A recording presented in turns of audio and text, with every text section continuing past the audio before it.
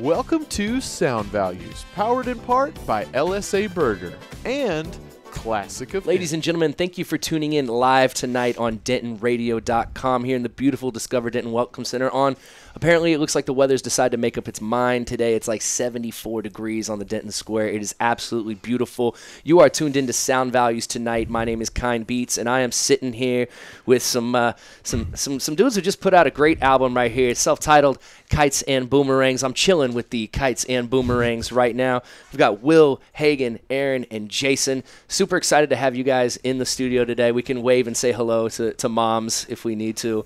You know, all the people out there in the Facebook world. If y'all are watching right now, make sure to reshare the page. Sharing is caring, so go ahead and help spread the love out there. Now, let's just jump right into the conversation, fellas. You sent me the album today, man. I got to listen to it, and I really, really like it. I think it's great. So, once again, if you're out there, make sure that you go and get this album when it comes out April 13th, because it is great. So, Will, first, I want to start. The first question that I want to ask you, man, because are you rhythm guitar, lead guitar, or because I know you do the vocals? I don't. Rhythm?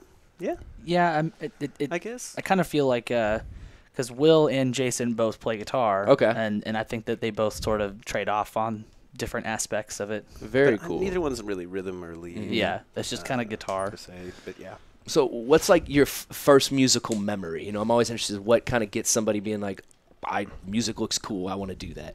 That actually made me want to do it. Yeah.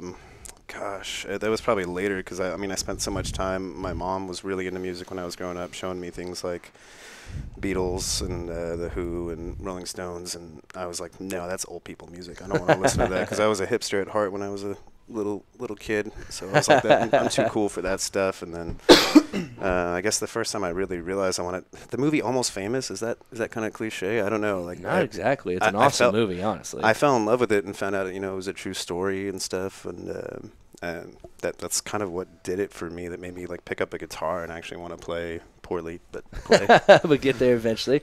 What about you, Hagen? I know we've kind of had this conversation before, but Yeah, the first musical memory I have was like an NSYNC concert. yes. But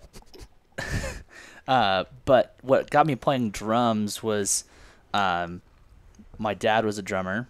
Okay. So that was one part of it. And then the other part was all my friends played Rock Band. Okay. And I was really bad at the guitar part of it. So I played the drum part, and then someone was like, hey, do you want this free drum set? And I was like, yeah, well, if I can do this one, I can probably do the real one. And I was wrong pretty quickly. But so then I practiced a lot and tried, and yeah, so now I'm playing drums. Practice Nice, a lot man. at Rock Band. Very cool. Yeah, Rock See, Band. this is what's first. See, like, don't take this wrong. I just like when I thought about it, I never thought of you as a drummer when I knew you were in bands. For some reason, you like I don't know. You struck me as like the guitarist or something. You know, I don't know what it was. My long fingers. Maybe. Pretty. I guess I haven't met a lot of like taller drummers in my day. You know. Yeah, You need yeah. The shorter, squattier type. Yeah, he's a really tall drummer. Yeah, you know, you can why reach they- way out to those cymbals. That's why they keep me around. Yeah. All right, and so Aaron, what about you, man? What was kind of your first musical memory? Well, same with Hagen. My dad was a bass player as well. Cool. And I guess in sixth or seventh grade, I became friends with this guy, and he was just this amazing guitar player, and just really inspired me and kind of got me into it that way. Nice, man. That's cool. So, do you remember this guy's name by chance? John Houston. John Houston. Yeah, he plays music in Houston, Texas. That works out real I well. still keep the connections. No doubt. He's a good You guy. never know when the 6th and 7th grade friends are going to pull through, man. That's right. That's the truth. So, how about you, Jason? Similar to everybody else. Yeah. I guess mine was because I had members in both sides of my family that were musicians, and my uncle gave me his guitar. And I guess after that, like, I started playing with friends. Okay. Like Van Halen riffs and stuff back in the day. When Nice. that was like the cool thing to do. Very cool. Yeah, so it seems like the similarity as far as that question goes is everybody had someone in their family who played something at least, except for you except right for me. here. Yeah. No background. But here's the thing: your mom was listening to rock and roll music, and then it's like Almost Famous. Like, what era was that movie like based in? I mean, it's about Led Zeppelin. Okay, yeah, okay, sweet. And so, yeah, I remember always thinking the same thing, like, this is old people music, and then, now I really like some of this old people music, Oh, like, she invited me to the concerts and everything, and I said, no, I'm not going to go to the Who, man. I'm not going to go to the Rolling Stones, I don't want to see them, and I regretted every day. Yeah, he was since. above it. He was above that sort of stuff. I would go back in time and slap myself in the face. Yeah, I would too. Not you, me. Right? There's a lot of things. That's fine, slap me in the face back then. So my next question is, like, how did everybody meet? I don't know if someone wants to take point on that. How did you guys kind of become a band? Yeah, that's a really hard question. Will's the only original member left in the band. The band has gone through a lot of Iteration. Yeah, a lot of iterations, a lot of different members. And Will is the last remaining of the original members. The last glimmer of hope for the Republic. Yeah. Such you wouldn't get political. Galaxy far, far away. So I met Kites and Boomerangs. I met Will and the guys whenever I was playing some other bands, and I met them at a Fort Worth show, and I thought they were really cool when we played a couple other shows together, and then they posted they're looking for a drummer on Facebook. And Did you play with them with moniker? No, it was a band that doesn't exist anymore. Okay. Yeah. Right. Well, I mean, it kind of does. It goes under a different name now. But yeah, I was playing with them with a different band, and then I saw they were looking for a drummer online, and I was like, cool, yeah, I would love to try out, and it was super fun. It was a super quick connection. It was something that I hadn't really actually felt when with someone I didn't really know, especially because I didn't know the guys super well. So whenever I came in and tried out, it was a very quick connection. I loved the songs, and Will's voice is honestly what just immediately gets me in every single time. Still, whenever I hear his voice on new stuff or stuff we've been playing for a long time, there's points where I'm just like, wow, that sounds great. Yeah, I mean, that's what I said. That's what I was like. I was like, wow, this is fantastic. Yeah. Because it's, you never know what you're gonna get. You know what I mean? And you kind of got to go in it and be like, all right, well, how's this gonna feel? But I was pleasantly surprised, like I said. But I've heard good things about Kites and Boomerangs around town. It's like I always heard great things about Criminal Birds, and then when I saw them for the first time, I was like, yo, these guys are killing it right now. So there are these names that are in town where you kind of know that these are good bands, that really, really get up there and perform great. So how did everybody else kind of get involved with the rest of it? Like Jason? You're next. I guess we should go in that order. Makes sense. Chronologically. I got in the band through our ex-bassist, actually. We were both studio musicians for someone else through a mutual friend. And eventually he asked me if I wanted to play keys for the band, and I met the guys. I went to one of their shows. I really dug the music. I really love Will's voice. And I guess it kind of just went off from there, and then the story finishes with Aaron. Yeah. I joined 2 years ago now. Yeah, almost. Yeah, and pretty much I went to Animal Spirit show. There were this band from Fort Worth. R.J. Bentley's, right? That's what it was? Yeah. Mm-hmm. This place in Arlington. And I don't know why I even went to the show, but I ended up going. And I guess it was the last bass player, his last show. Mm-hmm. And so I met up with Will at the bar. Obviously I was attracted to him. I thought he was into me. So we got to talking, and he's like, yeah, we're kills me every time. And he's says that they're looking for a new bass player, and so I try it out, and I mean the connection with these guys, I mean, it's easy. So. That's awesome, man. Actually, he it wasn't at the bar. It was outside. And you said, "So you guys looking for a new bass player?" That's what it was. That's worth pointing out because it was hysterical. Yeah, quite the sales. I was like, I looked over at Owen, and who's standing over there. I'm like, I guess yes, but just keep it down. A little bit, 'cause that'd be weird. That's like meeting. My ex is still here. Yes, I'll give it a exactly. minute. Wow, I didn't even think about it like that. I was so aggressive. Yeah, what a salesman. That's what I Hey, mean. you know what? That's how you He get the saw job what you he want. saw what he wanted. He went for it. That's You know, right. dress for the I job you admire want, it. not the one you have. Oh man, that's awesome. So, so Will, was this kind of like, was Kites and Boomerangs kind of your project that you started, and it's kind of developed from there a long time ago? Because it seemed, were you always the front man, the guy kind of writing the songs, and the band kind of built off of that? No, it was actually like I knew I liked writing music and I loved singing and stuff, and I always had stage fright. So I wanted to do something with it and kind of overcome a fear. So I think I went on Craigslist and I met who was the original other guitarist for Kites and Boomerangs, and we kind of just co-wrote some stuff. I was looking to do, like kind of a Beatles kind of thing, just doing half and half, and it ended up actually splitting up like half and half. Like I wrote half the songs, he wrote half the songs, and then eventually I don't consider myself a front man. I don't know. It just kind of like evolved naturally, and I was lucky enough to get to meet Hagen and the band that he was in before. And I mean, I honestly, I don't think I should. You're that part of if you have to call a band a machine, you're that part of the machine. You don't view yourself separately. It's not like I'm a front man or this or that. You're a part of this group. Yes. Of guys that gets up there and just kills it. This just happens to be your part of the job. I mean, I love and admire these gentlemen and their abilities musically and otherwise, and comedically too. I mean, that's something you don't really get to see on stage. Yeah, for sure. And so before we kind of jump into talking about the record and everybody and kind of what you guys all did in the record and the process of this, I got to ask, where does the name Kites and Boomerangs come from? That's Go ahead, Will. Take it, buddy.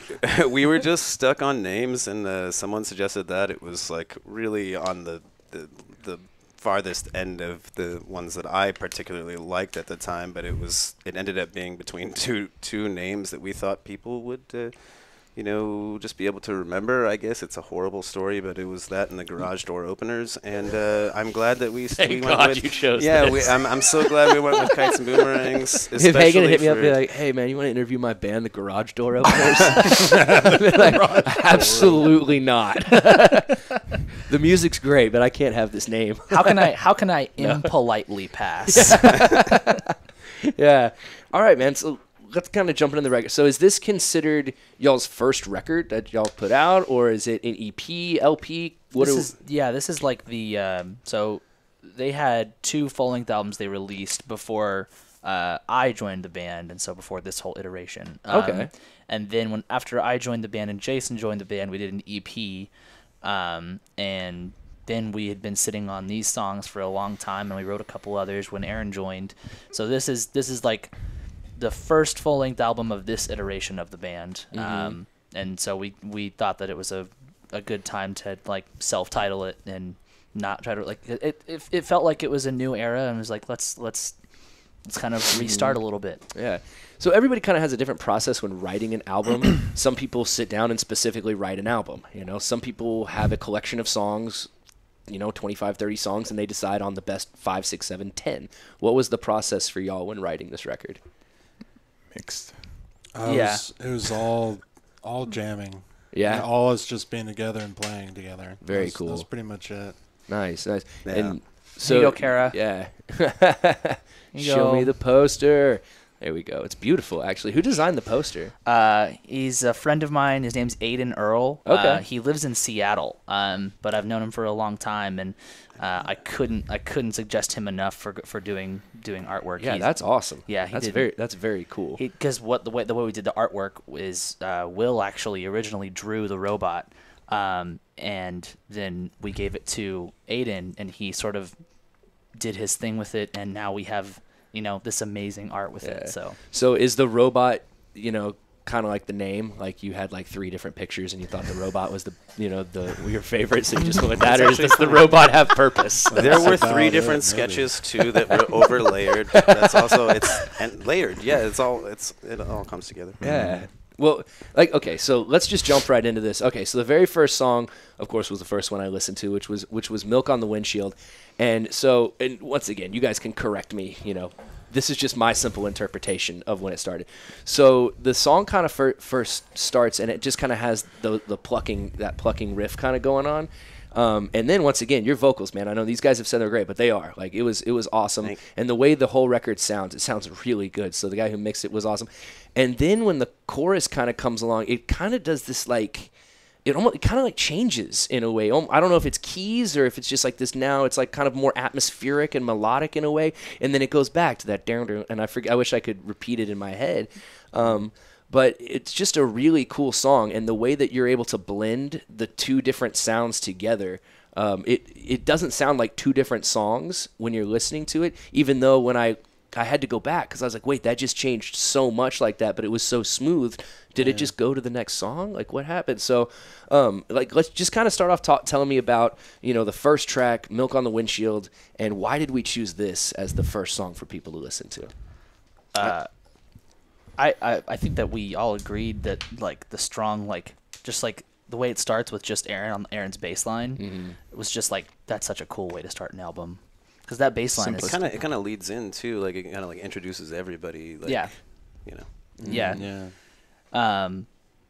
And I think that the thing about what you're saying, like it sounding like it being 2 songs, is something that, I mean, since I've joined the band, we've always had conversations about that. We've always struggled with that idea because we've had so many songs that have ended up being like, well, this sounds like this and this sounds like the opposite, but it's in the same song. And I think it's just something that like we always describe ourselves as like eclectic indie rock because we have no idea what we are. Like that's just, and that's that song, I think, because it ends with this heavy, like fast thing in your face.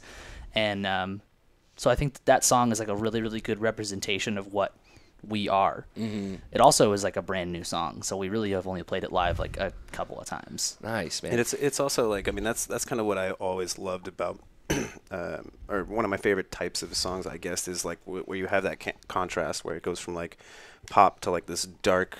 I don't know, that's the way I've always looked at it anyway. I mean, there was like Peter Gabriel songs and Paul Simon songs that I can't think of the names or how they go, but if you played them for me, I'd be like, oh yeah, that's the sound that I'm talking about. Yeah, so when I say it sounds like, when 2 different songs, it's not a bad thing. No, it's not a knock at all. It's the ability to do that and make it work, and make it sound cool and make it sound fluid, and you provide that atmosphere in the song. It's like, oh, okay, this is not like poppy like Justin Bieber in a way. It kind of has this kind of poppiness to it. And then it does go to that darker kind of melodic feel during the chorus, and then takes you back. So I loved the way the album started, and I was caught right away. And so I kind of got to ask, man, like they've said, your voice is unique and it sounds good. So are you one of those cats who you just started singing and it worked out, or did you have any kind of training, or like some people are like, oh, I grew up singing in the church sometimes, or this or that? Actually, that was the one thing that I did have training with. When I grew up, I think I was like 6, and I started singing in these city choirs and stuff. We would go to malls and stuff like that. But I mean, honestly, I was so embarrassed, and like I said before, I had stage fright, so I never actually sang when we were on stage. It was a choir, so I would just lip sync the entire time, every time. Okay. And then I went to do on choir in high school and junior high and stuff, but that was pretty much it. I mean, I tried band. I was in band. I played clarinet, but nothing really stuck except for singing, and that's the one thing that I really pride myself on. Yeah, man. So, like I said, it sounds great. And then on the second track, I feel like the bass riff that I was talking to you about might have been on your Wednesday on a Tuesday. I can't remember. It was number 1 or number 3, and that bass riff was just so awesome. Like, I loved it. And it was poppy and snappy. It was slappy, and it came out just right at the right points. Yeah. You know, you could kind of hear the higher kind of bass notes plucking through, and then the bass rolling with it. Just like fantastic work on that, Thank man. you. So I like I said, I was like, dude, this is some really good bass playing right here, man. Thank you. And just the atmosphere that you guys created within the album, I really like it. You know, I can only say I really like it so many times. Yeah, I'm gonna say it a lot.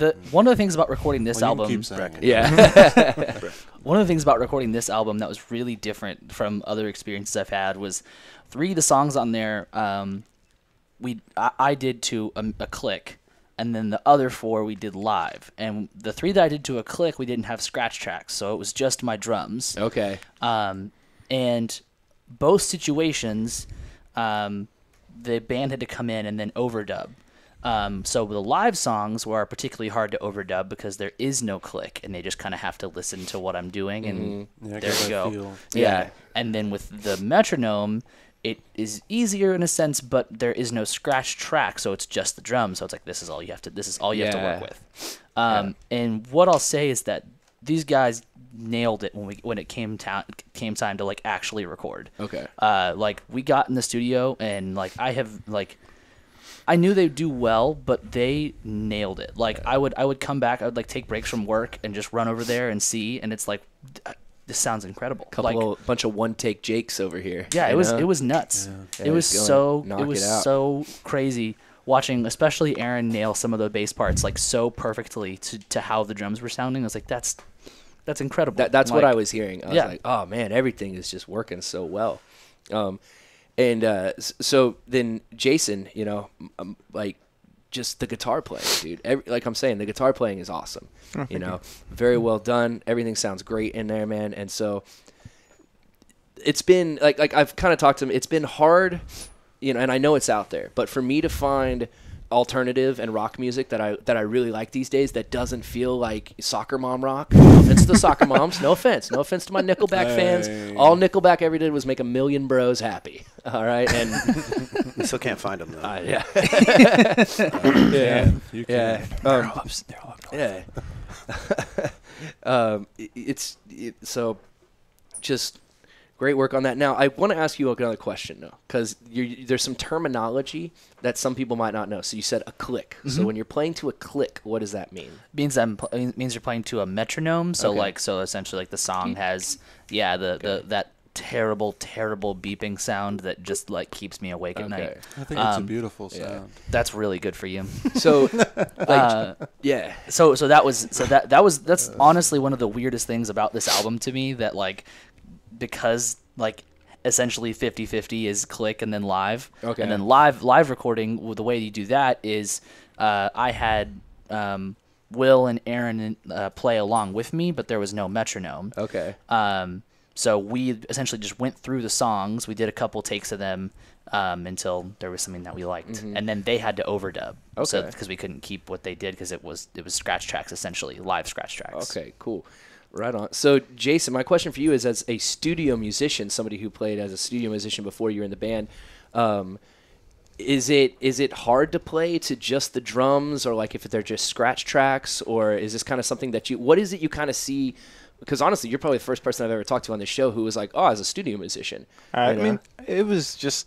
I mean, honestly, I prefer no click track at all. Okay. If I could do it, but I mean, this experience was kind of interesting just because of the fact that it was kind of mixed with both. But I've always preferred more of a natural feel when it comes to recording, honestly. Okay. And we kind of went a different route that I wasn't used to. But in the end, it turned out pretty cool. So Right on. Yeah. You know, when I was 16, 17, I just had like a little like 3-track recorder, and it was always so hard for me to play my guitar and then sing over that. Like for some reason, the vocals are what kind of drove like my tempo in my head in a way, and that's just from not being that skilled of a musician in the first place. When I was 15, 16 years old, I was just putting out, you know, emo music that my girlfriend would think I was cute for. You know, that's all that was really. That's Yeah. that's the only reason why we're here, right? I'm sure it's I'm awesome. sure you can go find the Midnight 30 out there MySpace. somewhere. Yeah. It's on Pure Volume still. I really wish I MySpace don't was still think a the thing. tracks still load up. If they still load, Oh, that'd they be could amazing. find a way. The Science is picture on there is beautiful. Oh, yeah? It's It's me with my head down, my guitar next to me, and I have like skinny jeans on. My hands are, and my long emo hair is like brushed across my face, and I'm leaned up against this shed, like in my backyard somewhere. There's like a playground in the background from the elementary school, and I thought it was. I think that was the Chris Gaines cover. That's what we were talking It was me, man. You didn't know. You didn't know that was me. Yeah, I always wonder like the different ways that you can go into a studio and record stuff, because I'll watch, I can remember having like a, horrible as this is, a Good Charlotte album. And they had like. Dude, don't say that. I had 2. Thank you. They're classics. Thank you. This guy. But on the CD, like it came with like, here's how we record the album, and it showed kind of different ways that they do it. I've always been interested in how bands go in and the different ways about going about recording an album. Yeah, there's so many different ways, and then like you have like depending on who you're working with, not just like the band, but like the producer or the engineer. And we work with Brat Cantrell over at Dojo Baby Studios. Yeah, because Brat's amazing. Wonderful. Yeah. Brack, this is ridiculously good. I he's never a big felt so part of comfortable this recording album, with so. anybody, and like for some reason we recorded at like a $1 million studio a couple times, and the guy, it was so uncomfortable the whole time. But Brack made it just. That's great. Yeah, wonderful. Yeah, his environment is great. He's the man, and he knows how to make like songs. He knows how to make you comfortable and make the song sound the way it should. Mm-hmm. So if you, if you have somebody who knows, if they can hear a song, go, oh well, this shouldn't be done to a metronome, or this should be done to a metronome, or whatever it might be, then the song is going to be served in its best way possible. Mm-hmm. So right on. Yeah, he's cool. the man.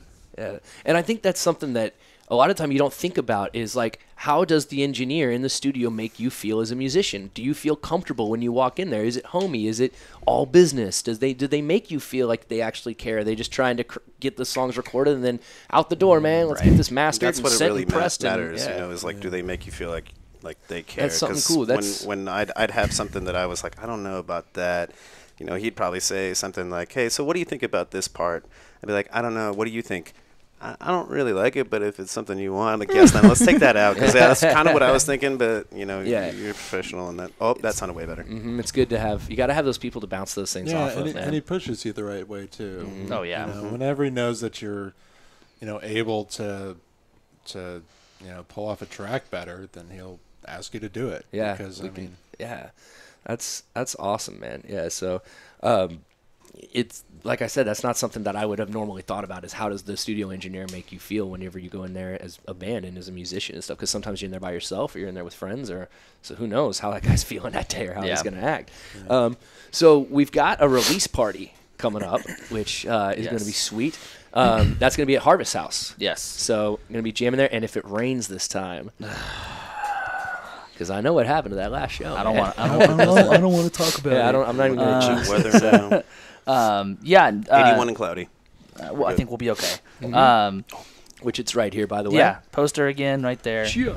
It's going to be a really fun time. The album comes out on Friday the 13th, and we're doing 2 release shows. This one at Harvest House on the 12th, and then the following day, the 13th, in Fort Worth at Mass, Main and South Side. We have the infamous and Honan joining us for this show. Awesome. Yeah. Harvest House. I haven't heard Honan yet, so I'm excited. I haven't heard great. Carly. I mean, I've heard Carly. I've heard Carly Reese, and so I'm curious. Is it still have the jazz influences in it, or is she going? Yeah, she describes. I think she describes herself on Facebook as like alt pop. Okay. But it definitely still has those jazz influences. Cool. Yeah. I mean, yeah, she played here. She played in the studio live with us one time, and it was just like ridiculously good. Yeah. From the moment I saw her last summer at Backyard the first time. I think the first time she got on stage was with maybe not the first time, but first time I saw her, she got on stage with Southpaw Preachers, because Hale called her up, and she got up there, and then the vocal looping thing kind of messed up on her, and she was like, Hale, and get a step away from get up. But luckily, I got up. My set was next, which is always weird to be a producer / DJ and then play after the Southpaw Preachers. Hi, these guys are amazing. I'm gonna click some buttons, and I stole all the music you're gonna hear is what I stole from the jazz greats that y'all spent years studying, and then I just looped it over a beat that I made, because I remember Horace Bray was like, "Oh, I love this track," and I was like, "Oh, sweet," Playing after them is always just just Yeah, we've why played- did somebody do this to me? Well, so I messed up so on my good. set, and but I grabbed the mic. I was like, if Southpaw Preachers can do it, so can I. Yeah, there you And go. they started cracking up. Did you say that into the mic? 'Cause Oh, it yeah. would- oh, okay. All right. Oh yeah, yeah. I wasn't. I knew I had run sound for them before, and so they were really cool to me. And I had interviewed Hale and a couple of the other people here in the studio. So that was a lot of fun. So you've got the Harvest House 12th. Now, was there a reason you were dropping it on Friday the 13th? There were two potential dates to look at. One was April 13th, and one was the following Friday, which is April 20th. And I thought Friday the 13th was a little more fun.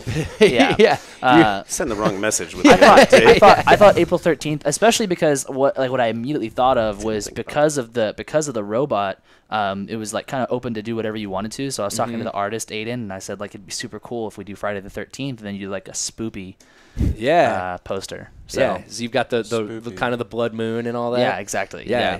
It works. It works really, man. Yeah, I gotta say, I don't think that 420 would have been the best move to release this album. No, and I have mean, that. Super Troopers 2 is coming out. So, Yeah. Some Yeah, people, and it's not really. people show up. They're It's like, not really I that kind of thought record. this was a either. reggae show. Yeah, exactly. Yeah. Came here to see Cottonmouth Kings. What's going on? if you really look at the underlying message, then yeah. Hold on. Yeah. I'm sure there's There's some subtext there. Yeah. So we've still got some time left. I kind of want to go around, and I'm gonna give the record the proper really sit down, because like I said, I got to listen to it on my lunch break, and so it wasn't as as looked at and as listened to as I'd like to it. But let's go around. What's everybody's favorite song on here? Is there kind of like everybody's got a specific one, or do you guys have one that kind of everybody really likes? honestly, mine is Goonies, so that's number 6. Okay. Mostly because we kind of came together, just sort of jamming on something, and then it just turned into something I'm just really, really proud of. I'm proud of all the tracks, but for a few of them, it was like, just like a riff that started it, and then we built upon that. But that one was just kind of, I don't think I could say who originally started that one. It just worked. Nice. Yeah, I think Goonies is also probably my favorite as well. I think that the coolest thing about Goonies is, like Will said, no one really brought to the table the start of that song. It sort of just happened as a jam. But I think the other really interesting thing to me about that song is that it's really different from what other stuff we've done. There's the ending especially is something that we normally don't do endings that the way that song ends, and it just has a similar vibe, but it to me it's always felt very different and new and exciting. Nice. So that was probably the coolest thing to me about that song in particular. Right on. And Aaron? Oh man, it's kind of hard picking a favorite. I'd say maybe This Time Next Year Okay. is probably my favorite. All right. Cool. And I think the reason why is because it's really it's kind of thematic. Okay. It kind of paints an image in your mind a bit more than I guess any of the other songs would, I guess, in a way. It goes through really cool production. It's fast paced and it's kind of scary and creepy at times. Okay. So I kind of like that kind of that thing about that song, but I Nice. love them all. How about you, Jason? Ooh, mine's going to be a tie between Goonies, which is also number 6, and Bruised. Okay. Probably because both of them, we just wrote them in such a short amount of time, and they turned out to be some of the best songs on there. Yeah, Bruised was Yeah. the song that We wrote the week before. Yeah, and Will was he had showed it to me at we were just hanging out one time, and I was like, hey, we should do that, and he's like, I don't think so. I'm like this. I don't like this. I'm not a fan of this one. I know I wrote it Yeah. and stuff, and it's it's all the way written. I wrote all the lyrics. Everything's good. The parts they're all there, but I hate it. It seems to be a universal truth in music that the songs that come natural are always the best. Yeah. I've if I'm if I'm making a beat, the one that works, if I don't have to sit at the piano for 2 hours and try to come up with something that's going to create what's in my head, if I can just sit down and do it, Right. that's when that kind of it just flows out and through you, those songs. And I found that it doesn't matter what type of music you're making, those tend to be your favorites and the ones that are usually sound the best. Yeah, for You know. sure. So, yeah, guys, I mean, it was surprisingly enough, we're coming pretty close to an end here. One more time, sitting here with Kites and Boomerangs, talking about their album, Kites and Boomerangs. We've got the release on April 13th, which is when the album's going to drop, but they've got their album release show on April 12th at Harvest House. And then what was the venue in Fort Worth one more time? Maine at Southside. Maine at Southside. Cool. Also known as Mass. Yeah. Mass. All right. Yeah. Mass, Maine at Southside. Cool place. So, guys, it's been a great conversation. Like I said, the album's awesome. I think it's great. I'm going to continue listening to it because I have it in my Dropbox now, which is Lucky guy. Yeah. I don't. I had to ask him twice for it. The first time I clicked on it, it said file does not exist. I was like, well, this album. He won't even give it to me. You're have never going to believe what I had to do. This to get a album's a copy of joke. Yeah, I'll tell you what, man. I had to like start a new. I couldn't remember my old Dropbox. Yeah, I had to start a whole new email and crap for it. But now I'm good. Oh, that's the worst. Now I'm solid on the Dropbox. So the last question that I've got for you guys before we go, I asked this once again. This is kind of a question I ask everybody. Is let's go around. What's everybody's favorite snack? What is everybody's favorite snack? Oh, don't start with me. This is Okay. Okay. We're starting with Jason here. Bad snack or good snack? Either or, man. Just like yeah. Healthy snack, probably either blueberries or avocado. Not crappy snack. Good junk food snack. I'll probably go with hot fries. Nice. Yeah. The Flamin' Hot Cheetos are usually up there for quite a few people, and the hot fries. How about you? Spicy nacho Doritos. Nice. There you go.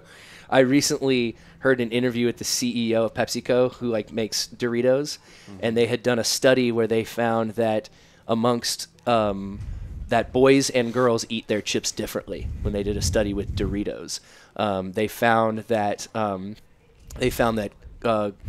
boys will lick all of it off their fingertips, and then they'll pour the bag into their mouth, and girls don't do this. And that boys crunch their chips a lot louder than girls. And so they were talking to the CEO of PepsiCo, this lady, and she was discussing how she had gotten in trouble in an interview once being like, yeah, so we're trying to make a snack that kind of fits more the way that women eat snacks. And people got really up in arms about this. And so she issued a statement that was like, we already have Doritos for women. They're called Doritos. We're just trying to make more dicey statement. Yeah. I know, exactly. And it was on NPR and all this. So I was Sunday morning. I'm like, oh, what's this? Talking about Doritos. I'm into this. So Hagen, what's your snack, man?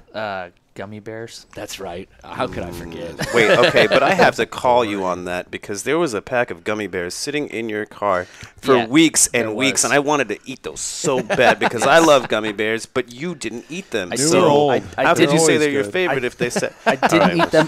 I didn't eat them because I was on a diet and they were taunting me, and that's how I improved myself. You're like the guy who has a pack of smokes there just to tell it no. Yeah. And now I feel bad.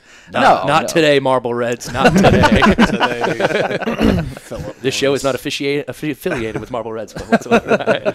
And not officiated. Okay, so do street tacos count? Absolutely. Because they're you can they're eat small. 12 of them. Yeah, right. Okay, yeah, that's what I'm about. Just tacos bite size, in general. just the tacos. Rusty Tacos, by the way. I'm sure there's some people that go to Rusty Tacos. It's a wonderful place. I go there. I will sit there for half an hour to wait for my queso if I have to.